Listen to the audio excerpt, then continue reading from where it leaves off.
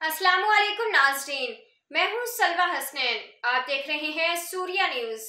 आइए नजर डालते हैं आज की अहम खबरों पर।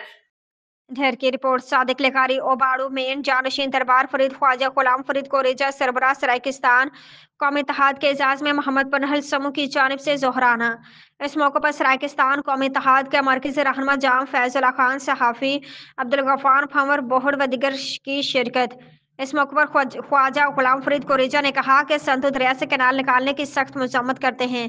कैनाल निकालने वाला मनसूबा सिंधियों और सराइकियों के खिलाफ है। कैनाल निकालने वाले मामले में सराइकी अवाम सिंधियों के साथ है।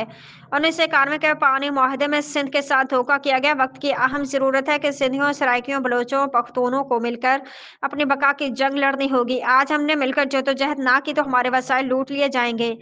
सराइकी बेरोजगार नौजवानों को सरकारी मुलाजमतों में नजरअंदाज किया जा रहा है, जिसकी मजम्मत करते हैं।